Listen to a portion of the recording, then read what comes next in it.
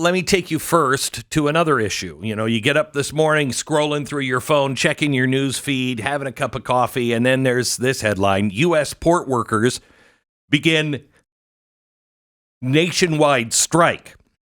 Okay, good. Now, you could just blow this off because the ports and, dock workers sounds distant, It was the worst season of The Wire. Okay. All right. So it's the kind of the one you skip, I feel like. Okay, this one is about to reach out right into your home, your wallet, your daily life. So I need to explain what's coming our way. First, in week 1, in the first week, you might not notice much. So there's no reason to panic. You can go and, go to the store and stock up on some things, but there's no reason to run out and do that this week. Your online orders are still arriving. Maybe you hear a blip on the news about some ships stuck offshore, for a few industries hinting at some delays. But for most people, life is going to go on as normal in week 1. It started last night.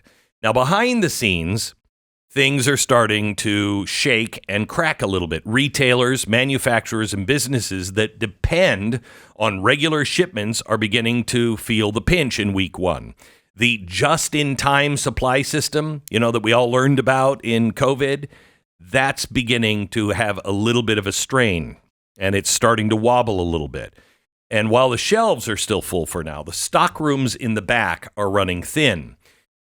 By week 2, by the second week, you're going to start feeling things. So next week, maybe midweek, if it's still going on, maybe you head for the store and something as simple as bananas or a pair of new shoes, suddenly the shelves aren't as full. Some items just aren't there. Fresh avocados or berries that you've gotten used to, they're sitting on ships waiting to dock. And it's not just food, it's electronics, it's clothing, even toys for your kids. They start becoming harder to find. Prices, by week 2, they may start on some items to inch upward. Businesses are now scrambling to get their hands on what's left, and the competition drives up costs. That cheap TV that you were thinking of buying, you may have to add anywhere from 10 to 30% to the price tag by the end of week 2.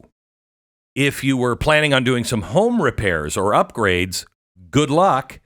All of the tools and materials are sitting in crates, gathering dust at the ports. This is also a problem because of the hurricane.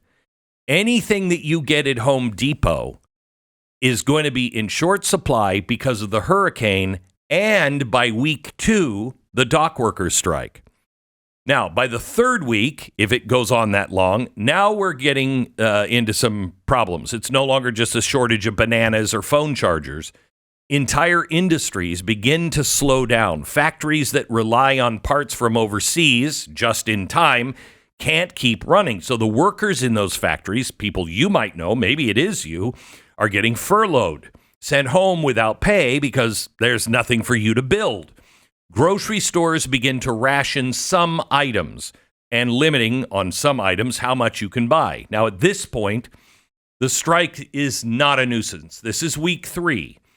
This point in week 3, it becomes a crisis.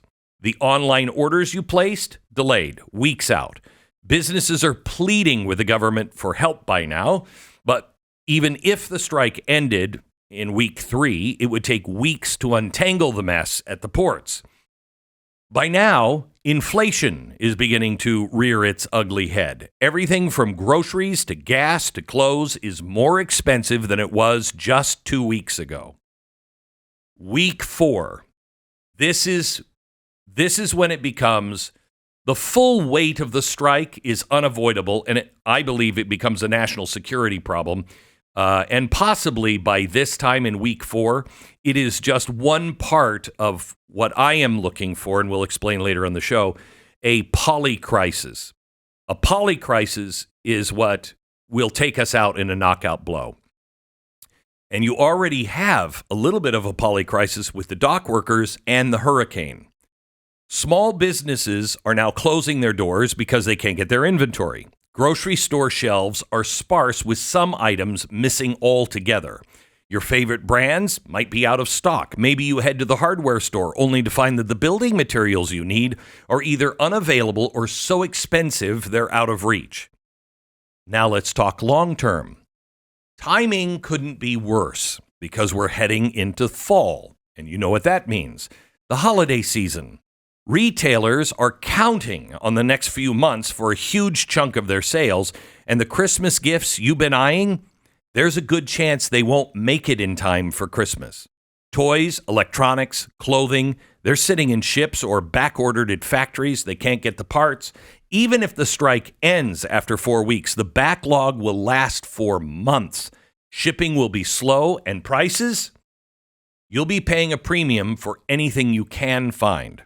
So here's what you need to know. Week 1, just be aware. If you want to get some fruit and you have some extra fruit in the house, for week 2, if it goes on that line, great.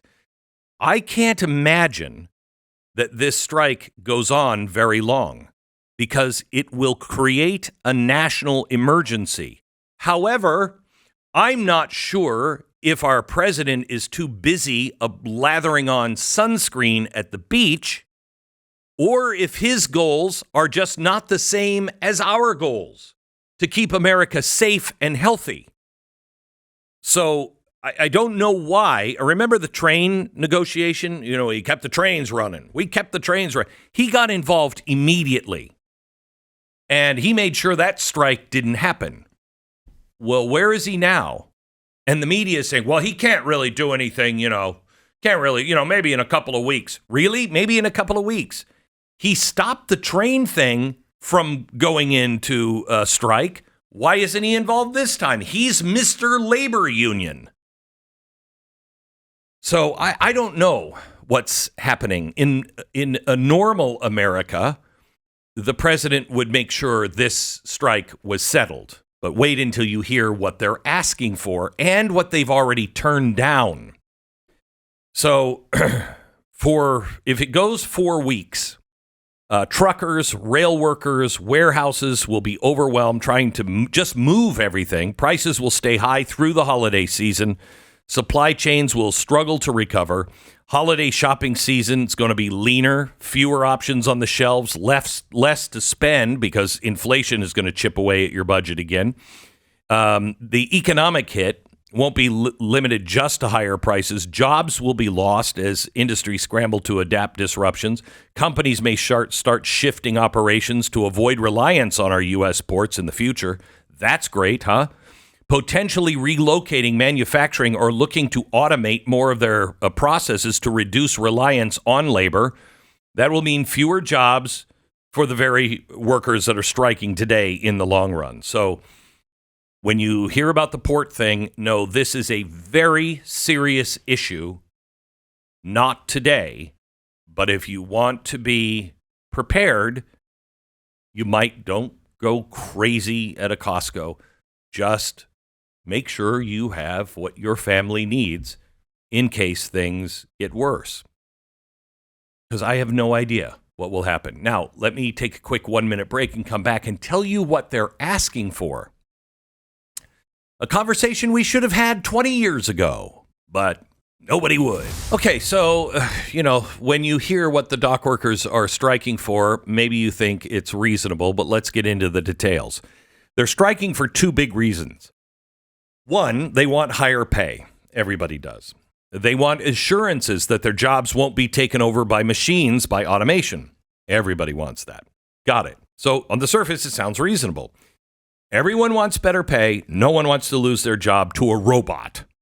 But when you start unpacking what they're asking for and comparing it to the average American worker, and when you consider the long-term effects on our country's economy, especially in competition with China, picture gets a little more complex. Okay, first let's talk about the pay raise. The average longshoreman, the dock workers, already make about $100,000 to $200,000 a year. 6 figures. Some even earn more when you factor in overtime. Now, if you compare that to the average American worker who pulls in around $56,000 a year, that's quite a gap. Now, they're not just asking for more. They are pushing for significant raises, sometimes 10 to 15% a year or even higher, depending on the location in the union negotiations. For someone already making $100,000, that could mean a $10 to $15 or $20,000 raise every year. Meanwhile, the average American worker, we're lucky to see a 2 or 3% raise. Lucky. In fact, with inflation running hot, many workers are losing purchasing power and wages are not keeping pace with inflation and the cost of living. But it isn't a small pay raise.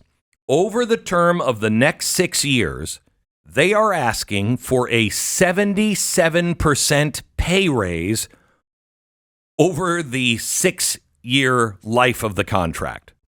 Now, they've been offered a 50% increase and have turned that down. Now, the dock workers in California and the West Coast, they got a 34% pay raise over the course of their contract. These guys are asking for 77% increase over the next 6 years, been offered a 50% and have turned it down, walked away. Okay. I mean, that's going to be hard for people to swallow. And understand, I get it. Dock work is tough. It's physically demanding. It is risky. It's not an old man's game. But the pay is already far above the national average, and their demands for even more seem a little out of sync with what most people are experiencing in their lives. And I am for people making as much money as they can. But we're all connected, and everyone has to remember this is a business. All of this stuff has to work for business. Everyone has to win, because if it's just the dock workers, nobody wins. Even at a 50% pay increase, that is going to be passed on to you in higher costs. And that's not the real problem. The real problem comes in what their second demand is. The dock workers want ironclad guarantees that the ports will not replace any of them with a machine. Now think about that for a moment. They're asking for a commitment that even as technology advances, ports won't introduce things like automated cranes or self-driving trucks or robotics to do the work faster, cheaper, more safely, and efficiently. This is a conversation America and the world should have had 20 years ago, and I talked about it 20 years ago, and I talked about it every year since. We're going to come to a time where if you don't know what the meaning of life is, you're going to be kind of upside down because people are going to start losing their jobs. Maybe we should start looking at the jobs of the future and start training people for those because the average job is going away. Well, now you're in it. This is like AI. Should have had that discussion 20 years ago. But now we're all scrambling. Why? Because there is no leadership in this country. That's why. There's no real leader. And without vision, without a leader with vision, the people will perish. And that's what's happening. So I can sympathize with the dock workers. No one wants to be told, we got a machine that can do your job faster and without breaks. Good luck. But here's the thing. Automation is happening. Just like AI now, it's too late to stop it. It's happening. So now we have to figure out, how do we retool instead of just saying, you know what, you're out? How do we retool? Because if we don't retool, if we are acting like people who said the horse and buggy have to be kept, we lose. China, their ports, have you seen the video that's circling the world now? The ports in China are highly automated. It's like one office, and the whole port runs in one office. They move goods faster, more efficiently than we do. They have automated cranes, AI-driven systems. The robots work around the clock, minimal human interference. It is safer, faster, cheaper. This allows China to process millions of more containers than we do at a fraction of the cost and time. Why do you think people buy their products from China? Because through slave labor and now through automation, they can make it cheaper. If we don't automate our ports, we are putting ourselves in a disadvantage for a long-term knockout punch. Global trade is cutthroat. Companies will ship through countries and ports that can move their goods faster and cheaper. And if the U.S. sticks with old labor-intensive methods, shipping companies will look elsewhere to countries like China that can get the job done more efficiently. This will mean lost business for U.S. ports, fewer goods flowing through our economy, and ultimately fewer jobs for dock workers in the long run. I'm sorry, gang, have to automate to be able to compete in today's world. If you're willing to go back and live like the old-timey days where, back around the turn of the century, 80% live below the poverty line, okay? 80% of Americans. So you want to go back to that, that's fine. But we have a brave new world that we are facing now. And these dock workers are in trouble.